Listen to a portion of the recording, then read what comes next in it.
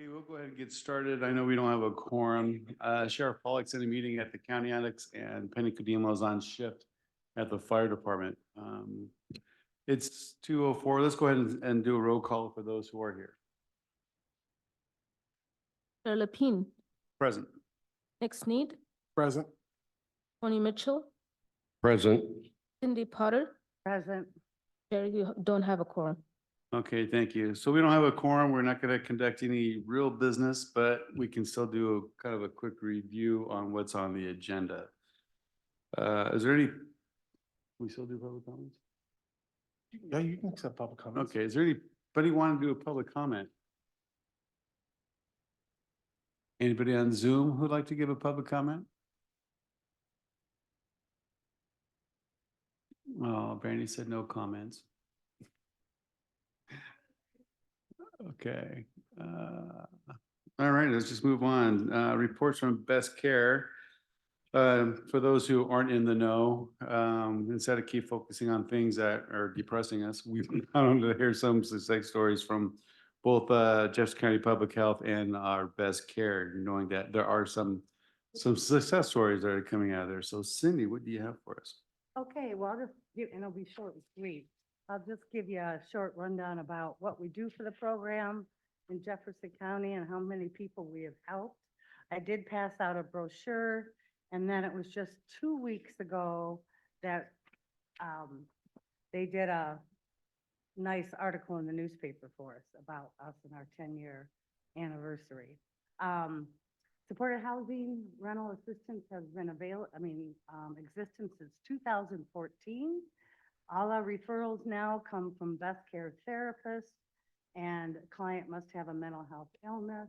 We still get clients from Warm Springs. They come up and then we hook them up with Best Care and go from there. One of the things that's required of each person before they get approved for supportive housing is they must complete a free 12-hour tenant education course called Ready to Rent that we do over Zoom. And we help them with the homework, and it's an excellent tenant education. And our landlords appreciate the fact that they do it. Mark Matthews teaches that class. Once approved, we then help them find a place to live. And once we find them a place, we pay 70% of the rent. They'll pay 30% plus utilities. Our grants, we have 2 different grants, a 1.5 years and a year. We're pretty much now starting them at a 1.5 years. Once they go to the 13th month, they pay 40%, we pay 60%. One of the things that we do right off the bat when they walk in our door is we get them signed up for all the low-income housing in Jefferson County. Willow Creek, Madison, Jefferson, Canyon Villa, Madras Estates, Golden Age Manor. And we've gotten a few of our people just recently in the new Madras senior duplexes that were opened up by I call it the senior center, but it's a community center now. And so we're hoping that when they do finally come out of our program, that they become self-sufficient and become independent. Our hope is to either get them in either getting a full-time job, roommate, or moving into low-income housing. When they also, so we get them on there, and almost every single one of those low-income, once you apply, every 2 months, within 60 days, you have to call in and tell them to keep them on your waiting list, because if you don't, they'll just knock you off. And so you have to call every 2 months. So we have this, we help all our clients do it. We got these great forms to remind them. Our peer support specialists help do them. And then with that, we work really hard on HUD lottery. Housing is once a year. We help all our clients apply for that. Because right now, for a 1-bedroom apartment for a low-income applicant here in Jefferson County is minimum 4 to 6 years wait. And like with the Madras senior duplexes that just went up, brand new ones, Intermountain Realty have it. They're $750 a month, and there were couple of our clients that were turned down because all they receive is, in their disability, is $943. And then they receive food stamps, but they were turned down for the apartment, even though they're low income and disabled. And over 55, it was because they don't make 2 times the rent, which would be $1,500. So we had some of our folks turned down because even though we were gonna help them for a year and a half, a lot of times we'll help our people 2.5 years, where we would have paid their rent at 70% and they would have paid 30%, then they could have taken that 70%, put it in the nest egg, so when they did finally come off our program, they could have enough money to continue to pay the $750, but they got turned down. And so we work really hard on that part. And once we get a client and we start working with them and they got approved and we pay up to $1,000 of the security deposit, though a lot of security deposits now, Willow Canyon starts at $2,500 and goes up to $3,500. Doesn't matter if it's an $800 place or a $2,000 place. That's what their security deposits are. We will pay that upfront to them because nobody has $2,000 or $3,000 laying around, not low income and not ones that are, a lot of ours are on our disability, but they don't make enough. So we help them out do that. And then with our peer supports going out, especially when they first start on weekly basis, and then as they're established, they can go out every 2 weeks, every 3 weeks. But we find community services for rent, utilities, community resources for food, because we do have a lot of places that help. Finding jobs.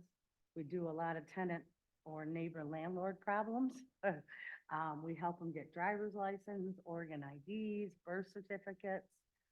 We refer to supportive employment program, vocational rehab, or Lions Club, or FAN that we have now in the schools, which is a wonderful program. I'm so glad we finally got FAN. And since we've been doing this, we've helped over 370 individual clients and their families, whether they had 1 kid, a spouse, or 10 kids, to get into places to live over the years. And then we have helped probably another 150 to get into low income or HUD housing. So that's wonderful because then we're out of the picture, and they're in HUD or low income housing, and most of them for the rest of their life, which is amazing. And we've had 15 clients in the last 6 months that we got into low income housing, because a lot of people, if they don't stay on those waiting lists and call every 2 months, they could be, thinking they're on it, and a year later find out they're not. And it's a lot of paperwork, and a lot of our folks need that help to get through all that paperwork and all the forms they have to get, and birth certificates and social security cards. So I think Best Care has done a pretty wonderful job on helping as many people as we have. And these are people that live in our community. They did not move here to get onto our program, because everybody pretty much has to live here at least 6 months unless they're moving in with family member to help them or whatever. And so we don't get people outside. It's all our inside clients that are desperately looking for places. And since so many people, we know how poor Jefferson County is, unfortunately. When their income's $943, you can't even find a place to rent anymore for $940. And a lot of these folks are unable to go out and get a job. And so that's where some of our homeless people are. But that's one thing I will say is we desperately need more low-income housing here. So, question? I have a couple. Okay. One, thank you for the report. Thank you for the service to our community. My first question, it comes from a place of that thankfulness, but also needing more.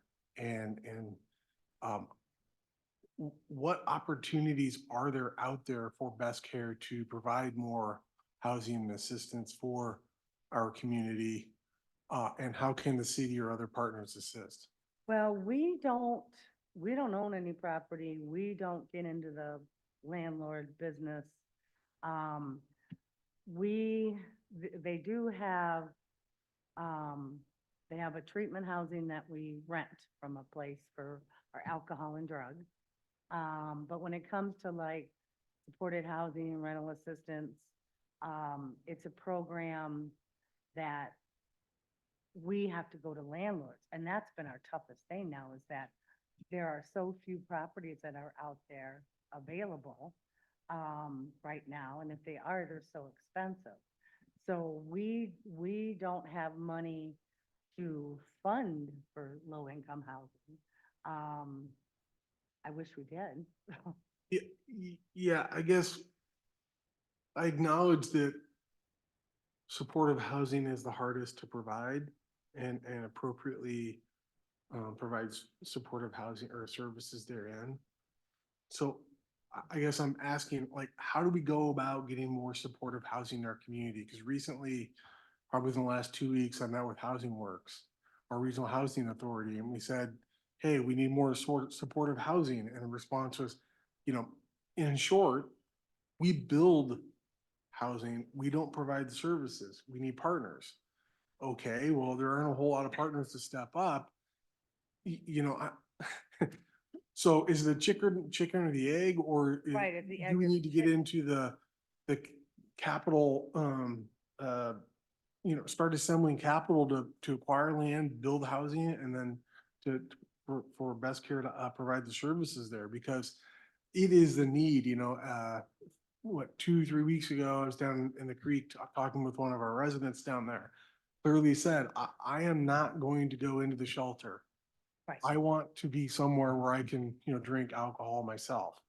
Okay, well, as we just heard at our city council work session, West Virginia, one of the states that's been impacted by the opioids addiction the most, has less homelessness than the state of Oregon, right? And so when you start looking at all these factors, it's about housing and the supportive services to go with that. So I'm asking the question, like, how do we increase it, not being the expert, but working for our mayor and council, wanting to know, do we need to work on legislative efforts to secure more resources for our nonprofits? Do we need to work better with our counties in the region? Do we need to work better with the governor's office? Like, what does that Right. look like? So it looks like what we really need here, and like where we place most of our people, that, that once they're coming off our program, we need more low-income housing, like Willow Creek,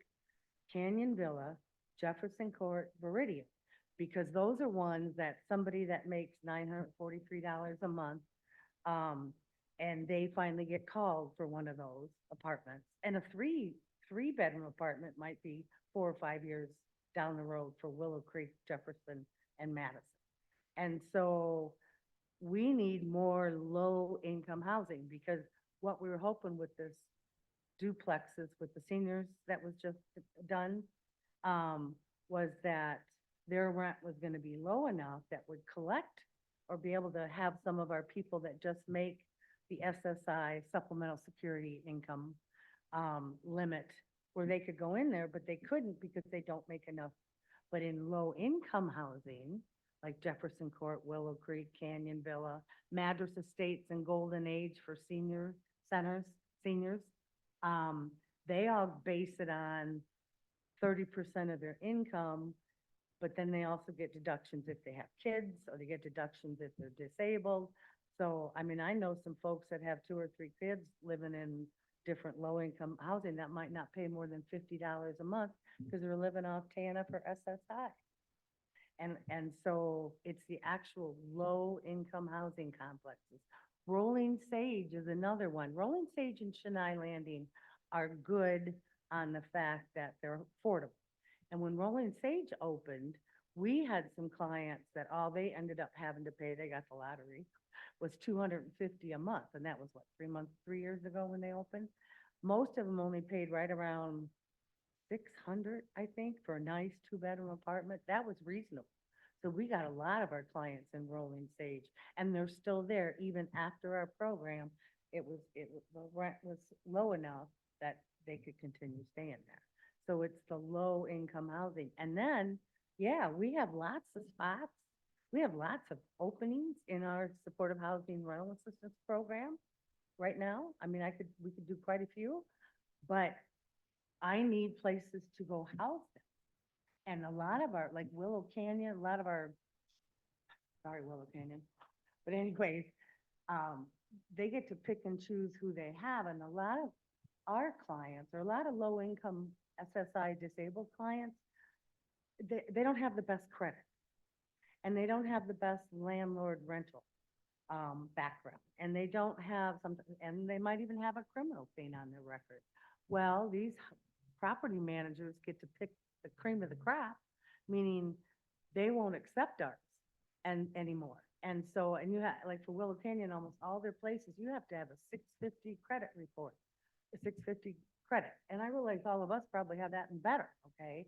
But most of our clients and younger clients and single moms don't have that. And so they get turned down regularly. So I just need cheaper apartments or places that will actually take our place. We were in, Even with that backing from your program, they don't qualify. no, even with the backing for no, they're turned down. Because they have so many other people coming from Bend and Redmond that have a 700 credit, they have a great job, they have no barriers, and so boom, they go in there before ours do. And so even with ours willing to pay, and what we do is usually only someone's on our grant for a year and a half, but over the last 2 years, we've been extending everybody to 2.5 years, another grant, others been great, so we can finally get them into low income housing. Some of our people do great, other ones, you know, I see people where we can't do anything about. We just need housing availability and we can pay the rent. Just find me some houses that will, it was, I don't know, 3-4 years back, CB rentals out of Brush Lane Apartments up by, you know, Brush Lane, the one that had the fire last year, 2 years ago, whenever, that was our client. Anyways, or past client, but they were willing to give that whole building to Best Care for us to rent it out to all our clients, okay, which would have been incredible. But the state has this law that they put into effect, I'd have to go back and look, 5, 6, maybe, 6 years ago, that in our units or in an apartment complex or in duplexes, you can only have no more than 25% of SHP client, because they're mental health, in that unit. So we couldn't do that because then we would have had 100%. And it's like, you know, come on, we're not Portland, we're not Salem, we lost, we didn't win that one. So it's just finding the housing. I have room for lots of clients. I just don't have places to put them. We have probably 15 people we're looking for now. And most of them are ones that Willow Canyon, High Desert, a lot of the property managers out of here, Redmond and Bend, we work with them all, won't take our folks because they have bad credit. And some of it's from domestic violence. We write incredible letters to appeal cases and stuff, but they just can pick and choose the best instead of taking ours. So, good feedback. I would say, I kind of wrote down 2 takeaways. Rentals at the rate of $950 or less a month, and landlords willing to rent to their clients. This is part of an ongoing effort of staff in response to a discussion regarding our SDC reductions and whether to continue that policy. One of the things that staff is doing right now is we're working on extending those SDC reductions for 6 months, or I should say the end of the calendar year. And same time, we're working on a package of program changes for the council to consider, and how we get this needed housing in our community. And I really believe that supportive housing is the hardest housing. It's the most needed housing.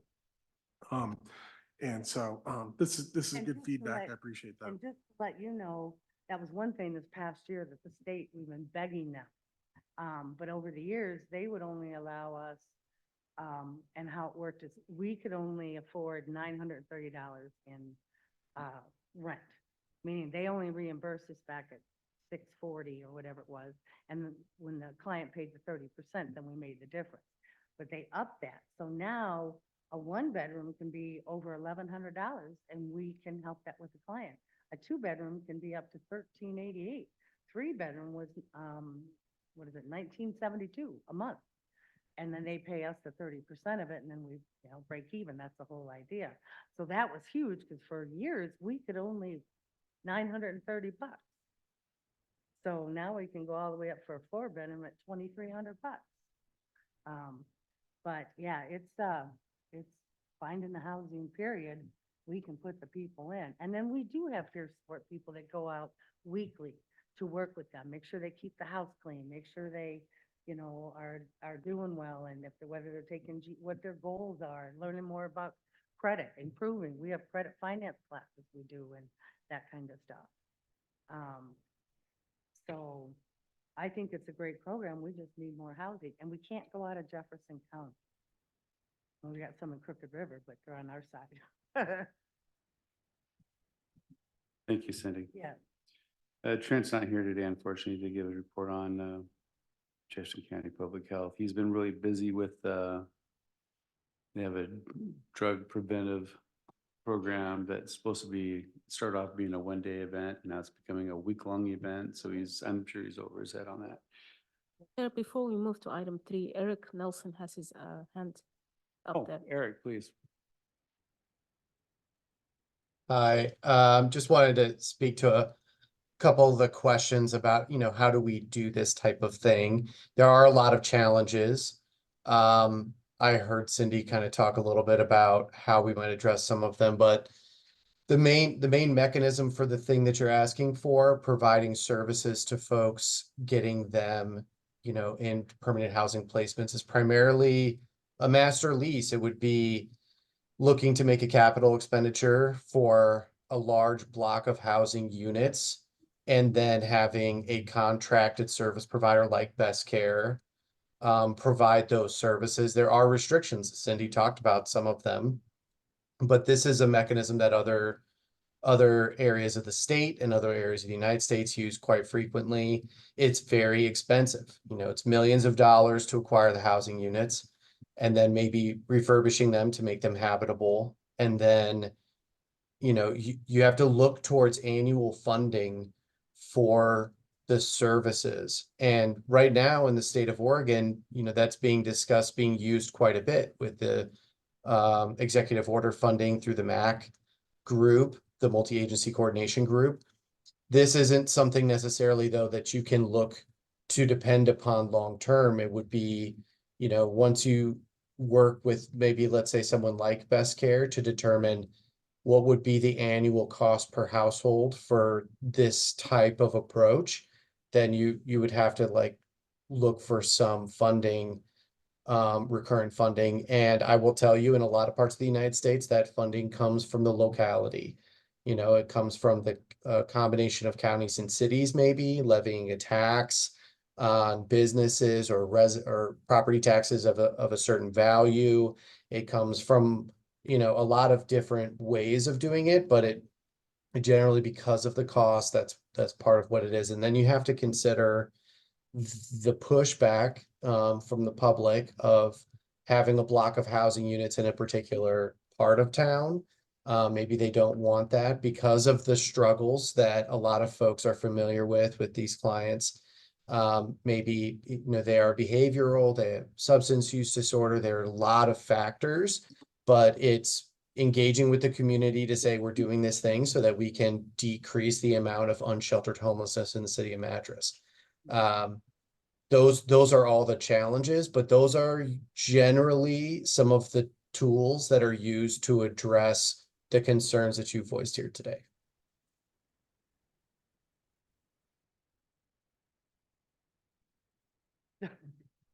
Thank you, Eric.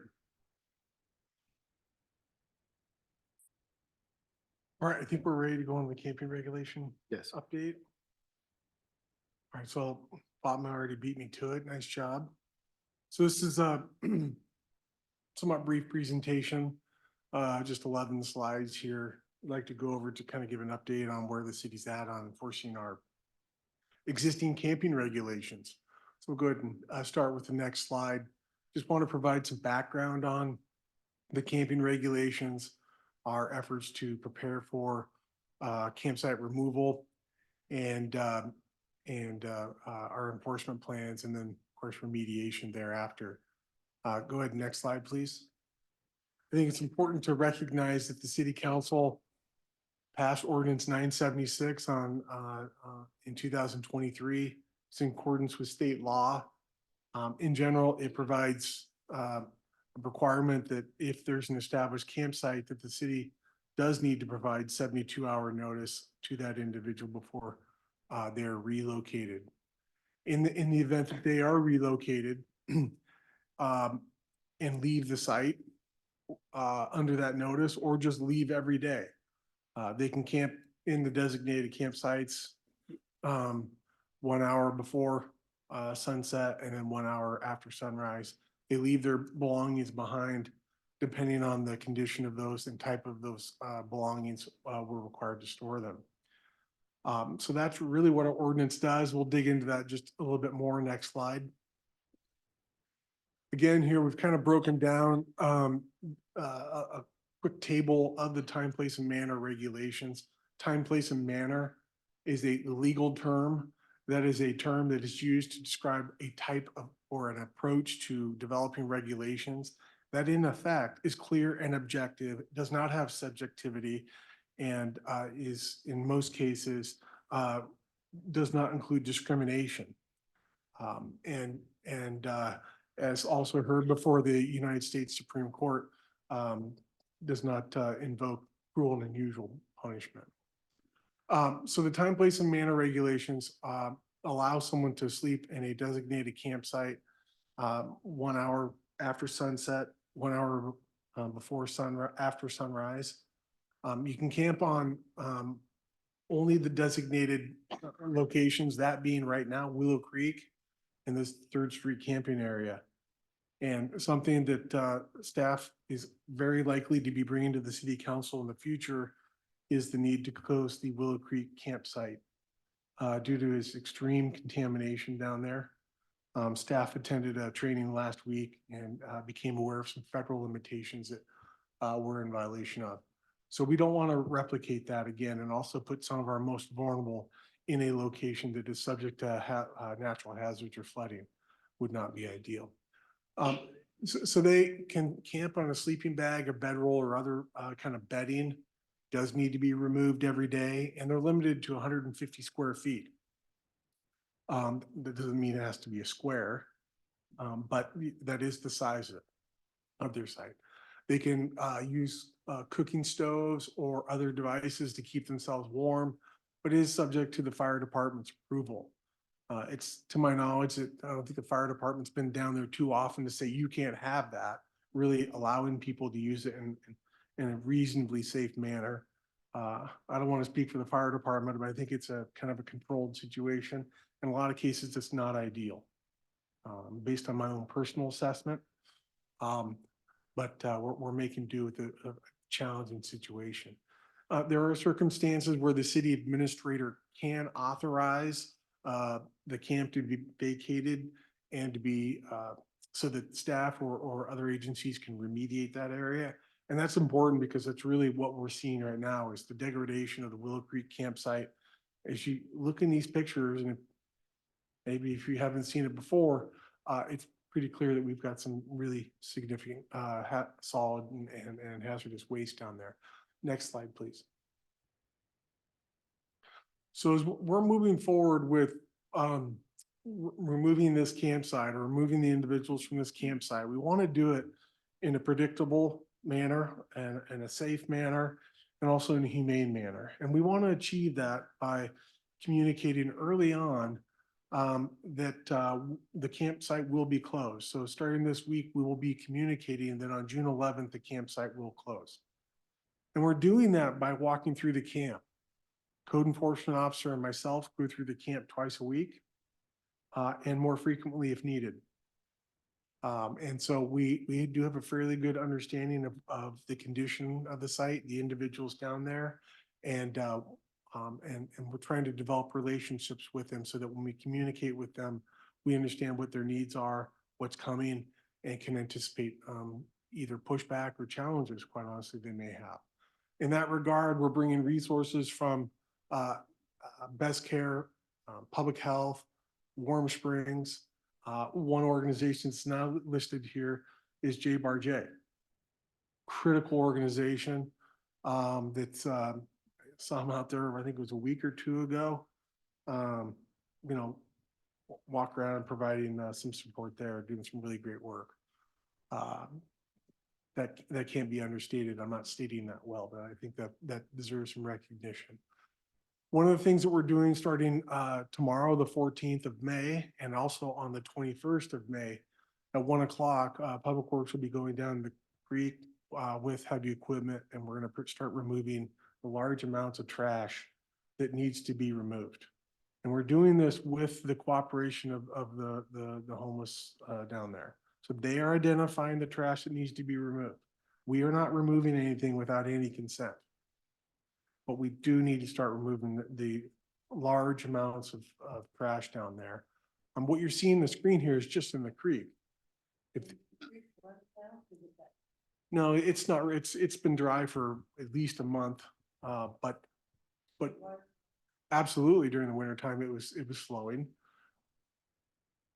Yes, I think the issue here is that when the water in the creek increases, so you have standing water, then you have a situation where you have either human waste or other solid waste that's mixing with that water.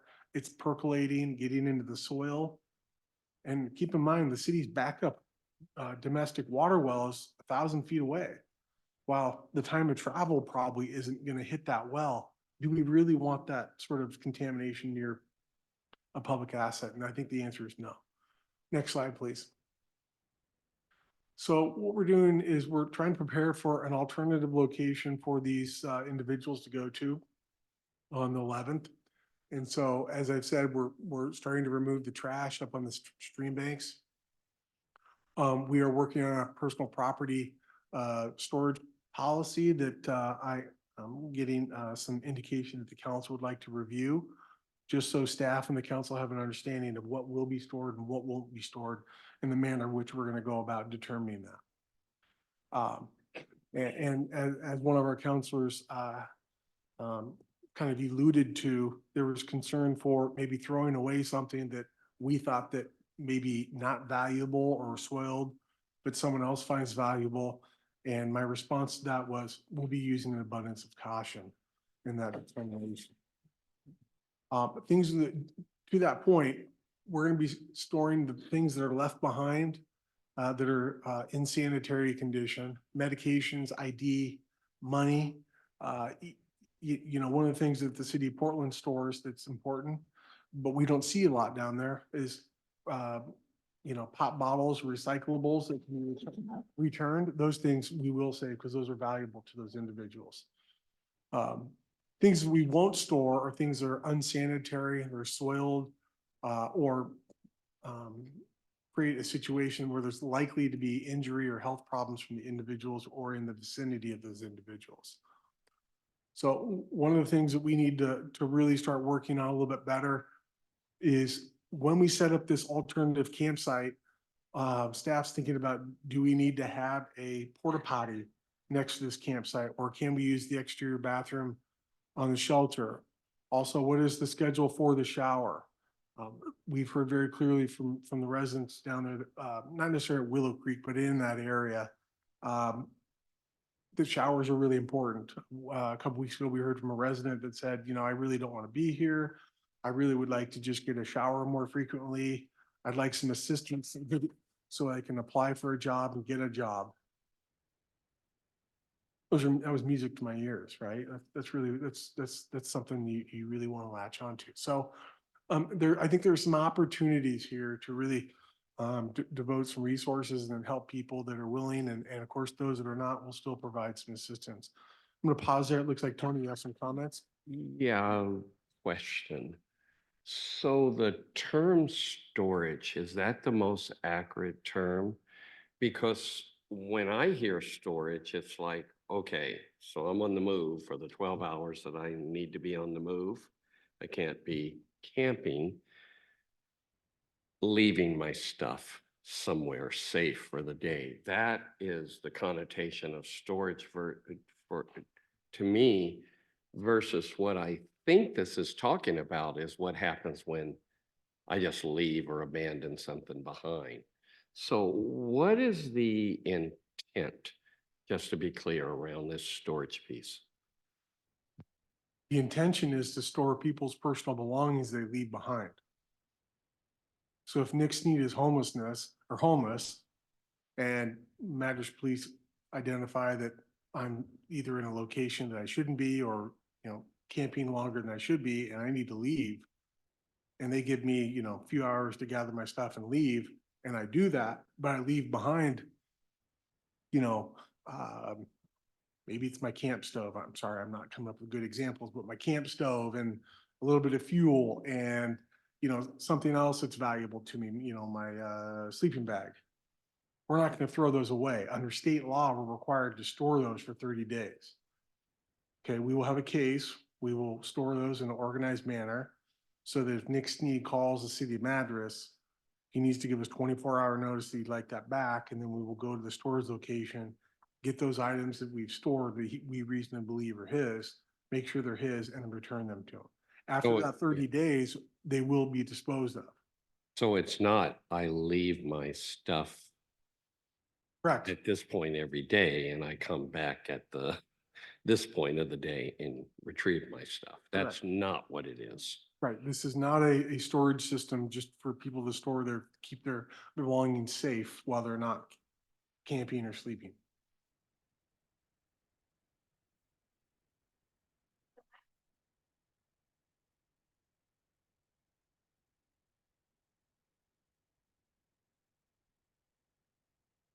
This is citywide. This would be citywide. Yeah, the ordinance for addresses camping that no camping is gonna be allowed throughout the city except in these designated areas.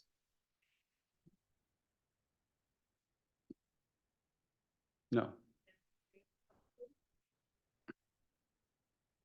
Yeah, unless that's on, I mean, this doesn't affect like private property unless that private property owner doesn't want them there. But this, so.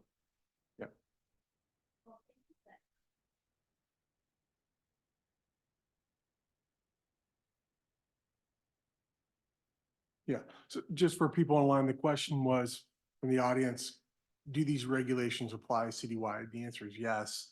They also asked if they apply to people outside of Willow Creek in between the Inn at the Cross Keys and the homeless shelter, and the answer is yes on that. Next slide, please. This is just a sample of a couple of the signs that we posted along Willow Creek. We did this, I think in January, where we saw a lot of people camping upstream or to the east in Willow Creek of the existing Willow Creek camp. Wanted to manage that a little bit more. So we put up that signage. We're also going to put up signage that has our campsite regulations, which is the city's ordinance 976 at the 3rd Street alternative campsite location. Additionally, on June 11th, we would be putting up signage at the Willow Creek camp, identifying that camp has been closed for remediation. Okay. And so we will make that very clear.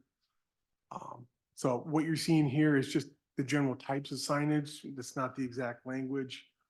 Just wasn't appropriate for this presentation. I frankly didn't think you'd want to read it all the way in detail. If you do, let me know if you have that time. Go ahead, please. Next slide. So we've kind of broken up our efforts in kind of a timeline based on pre-enforcement, enforcement, and post-enforcement. Really isn't different than a lot of things I've already said today. But so before June 11th, we're working on preparing and establishing the 3rd Street campsite and storage procedures. We're going to remove trash with the volunteerism and coordination with our homeless in the Willow Creek camp.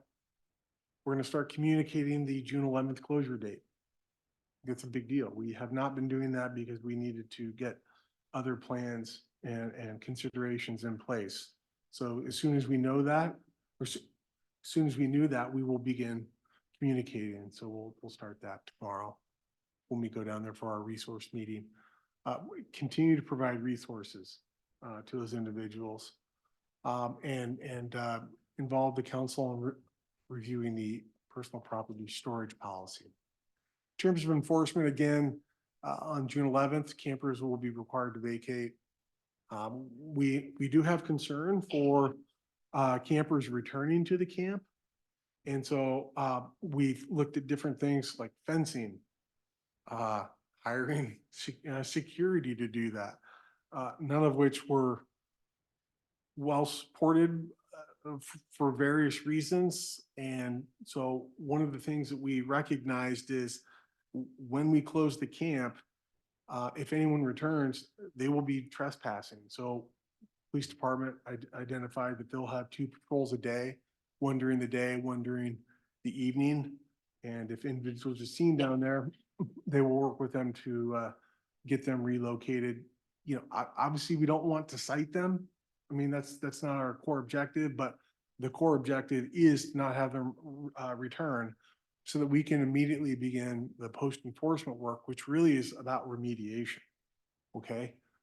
If you've been down there, there are just the little pieces of trash under the size, under an inch in size is amazing. Not to mention the other human waste down there.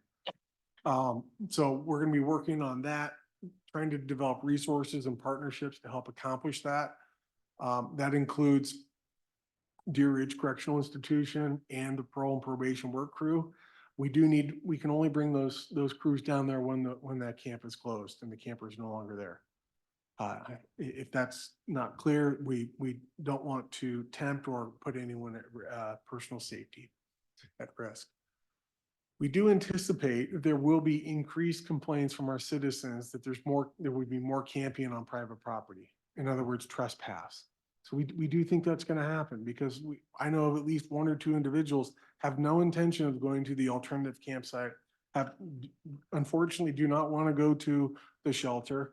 And so likely they're going to be moving on to other places. And so what that means is they're more likely to be trespassing. And so we're going to get complaints about that. So I just want to be clear that we acknowledge that. We understand that's likely going to happen and we're prepared on a code enforcement basis to work with our property owners to get trespass authority and resolve that. Some of the policy changes we need to look at moving forward is to designate Willow Creek as a park. That's a question for our city council on whether that makes sense. There's some reasons to do it, maybe not. The core thought behind that is if it's a park, you can regulate usage just like you would at any other park. In effect, a dawn to dusk usage and anyone staying during the in between there in the evening would not be permitted. That may be easier to deal with than regulating them on a camping basis. And then changing our camping regulations as needed. I've told the mayor this, seems like about a year ago, that, you know, when we enact these regulations, we may need to change them based on circumstances, based on learning how to do things better, more efficiently or effectively. We may need to do that. And one of the changes I'm identifying early on is removal of the Willow Creek campsite as one of the designated sites, because we just can't allow our most vulnerable population to be in a hazard area. And remember, at the time these regulations were passed, our shelter was under construction. We didn't have the shelter. That's really one of the core reasons we built the shelter. With that, next slide, please. These slides will be online. I don't know that they're really anything different than I've said before. There's some minor details. But you know, hitting some of the high points, we want to continue to visit the camp or the Willow Creek camp as frequently as possible, communicate the closure date, communicate the availability of resources. We need to remove trash. And most importantly, one of the things we want to do is work with ODOT to close off that North Y parking lot. And the reason for that is we want to cut down on the illegal dumping, because that's really what's happening right now is people are going down there, and the things that we're removing from that Willow Creek camp just absolutely blows my mind of what's actually being dropped off there. And because there's just a lack of security, No one's around there to say, hey, you shouldn't be parking and unloading all of your junk there. You need to take that to Box Canyon Transfer Station. They just do it anyways because it's free. Right? So we want to, there's some indication that ODOT may be okay with that. And to be clear for our resource partners, if we close it off, we'd still provide access for fire and EMS, law enforcement, probably have another gate. But the ability to drive your pickup truck in there and offload, you know, a full load of junk that you don't want to take and pay for at the dump would likely be eliminated. So when you say it's a south-wide parking lot, do you mean I'm at North Y. either way? Are you talking about right below the shelter, that next to? Yes, that big gravel yard. Big-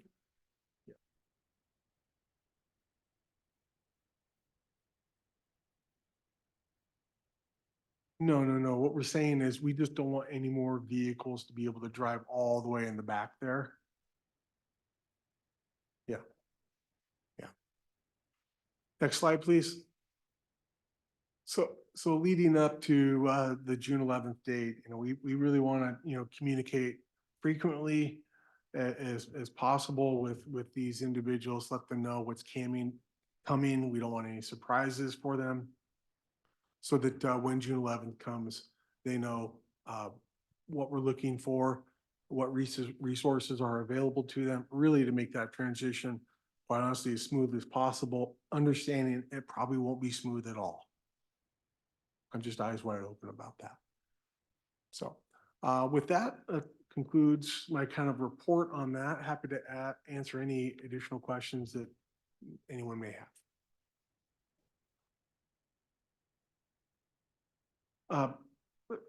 They'll be available at the meeting and agendas page. We could also email them to, yes, yeah, Gene, we'll email them to the Homeless Advisory Committee. We'll also put them on the meeting and agenda page for today's meeting.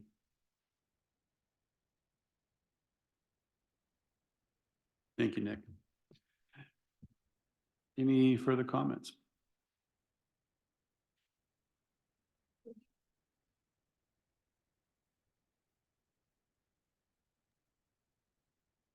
Yeah, Ryan Smallwood here from J Youth Services.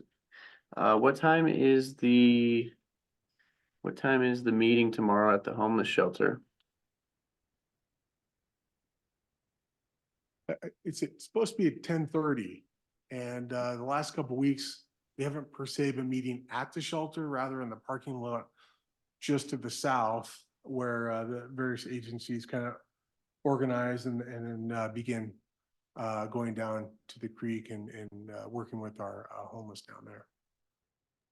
Okay, I just thought that this week we were gonna have another meeting and provide lunch or whatnot, but so we're just gonna do another outreach into the camp?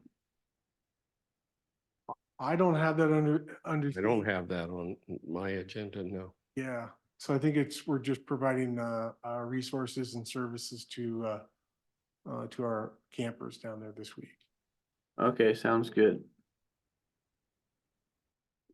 Okay, no other comments? Go ahead and. Okay, we'll go ahead and adjourn at 2:52. Thank you, everybody.